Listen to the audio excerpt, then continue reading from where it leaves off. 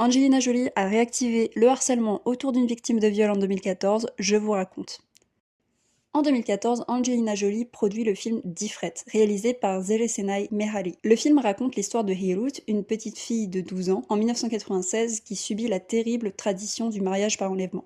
Alors pour ceux qui ne savent pas, c'est une tradition qui consiste pour un homme à enlever une jeune fille, la violer dans le but de lui retirer sa virginité, et comme c'est une honte sociale de perdre sa virginité hors mariage, ça lui permet de se marier avec la fille qu'il veut, sans passer par l'accord du père. Cette tradition était répandue majoritairement dans les régions très reculées et elle est actuellement en train de s'éteindre. Mais c'était plutôt intéressant d'en parler.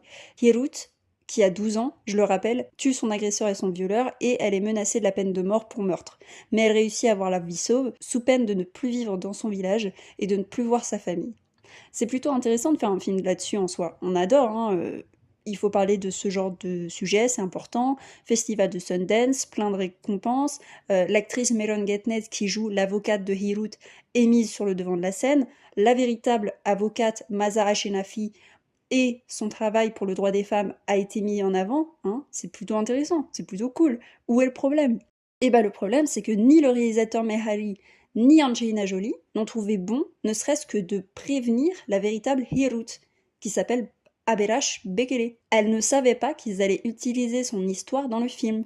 Ils ont juste changé 2-3 éléments, mais l'affaire à l'époque avait tellement fait de bruit que tout le monde la connaît. Ce qui fait que elle, qui avait réussi à reconstruire sa vie depuis 20 ans, qui avait réussi à fuir, s'était fait oublier, est partie en tant que servante à Dubaï puis est revenue tranquillement en Éthiopie, tout ça, ça a fait que le film a réactivé le harcèlement et les menaces de mort des gens du village en question envers elle. Donc elle a réussi à faire interdire la sortie du film en Éthiopie pour des raisons de sécurité, et le gouvernement éthiopien était d'accord, donc ça c'est plutôt positif, mais ça va me permettre de parler du féminisme bourgeois. Quand on vous dit que le féminisme bourgeois c'est ne prendre aucun risque, bah là c'est exactement le cas.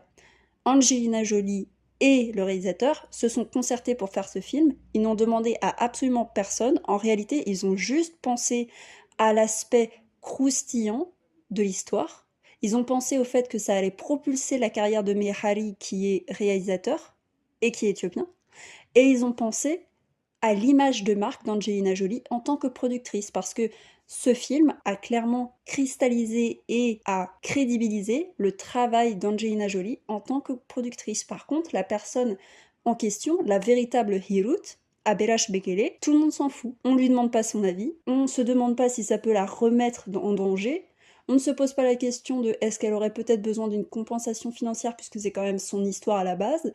Rien à faire.